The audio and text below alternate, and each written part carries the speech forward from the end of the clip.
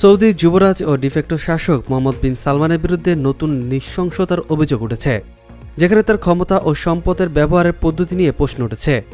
নিজের স্বপ্ন বাস্তবায়নের জন্য যুবরাজ নিয়ম সিটি উন্নয়নে ব্যস্ত থাকলেও যে কোনো ধরনের প্রতিবন্ধকতা এড়াতে নিরাপত্তা বাহিনীকে হত্যার অধিকার প্রদান করেছিলেন তিনি।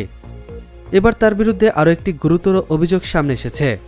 মিডল ইস্ট আই এক প্রতিবেদনে জানিয়েছেন, বৈশ্বিক মানবাধিকার সংস্থা হিউম্যান রাইটস ওয়াচ তার প্রতিবেদনে প্রকাশ করে, সৌদি যুবরাজের বিরুদ্ধে রাষ্ট্রীয় তহবিলের অপব্যবহার, ক্ষমতার দুর্ব্যবহার, ব্যাপক মানবাধিকার লঙ্ঘনের অভিযোগ তুলেছে।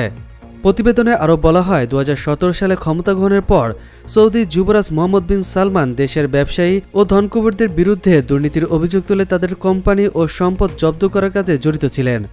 এসব জব্দকৃত সম্পত্তি তিনি পাবলিক ইনভেস্টমেন্ট ফান্ডে অন্তর্ভুক্ত করেছেন।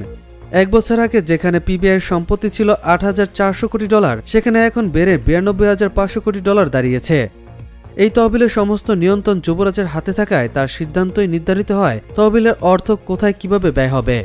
পিআইএফ এর অধীনে সবচেয়ে বড় প্রকল্পটির নাম হচ্ছে নিয়ম, যা মরুভূমির মধ্যে নির্মিত একটি আধুনিক সাইফাই শহর, যেখানে আধুনিক নাগরিক সুবিধা প্রদান করা হবে। তবে হিউম্যান রাইটস ওয়াচের রিপোর্টস অনুযায়ী নিয়মসহ পিবিআইএফ এর অন্যান্য প্রকল্পে কর্মরত শ্রমিকদের বিরুদ্ধে একাধিক অভিযোগ রয়েছে। এইসব অভিযোগের মধ্যে রয়েছে শ্রমিকদের অধিক সময় কাজ করতে বাধ্য করা, দুর্ব্যবহার ও নির্যাতন, যা আন্তর্জাতিক শ্রম আইনে গুরুতর লঙ্ঘন। প্রতিবেদনে আরও বলা হয়েছে, পিআইএফ এর প্রকল্পগুলোতে কর্মরত অধিকাংশ শ্রমিকই অভিবাসী শ্রমিক। এছাড়া রয়েছে সৌদি আরবের গ্রামীণ অঞ্চলের দরিদ্র ও কর্মজীবী জনগণ।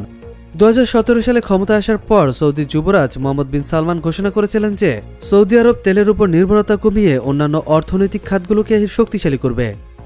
2030 সালের মধ্যে তিনি পর্যটক, শিক্ষা ও অন্যান্য খাতগুলোতে তেলের চেয়ে বেশি শক্তিশালী ও গুরুত্বপূর্ণ করতে চান। এই লক্ষ্যকে বাস্তবায়ন করতে সৌদি সরকার বিভিন্ন বড় মেগা প্রকল্পে উদ্যোগ নিয়েছে।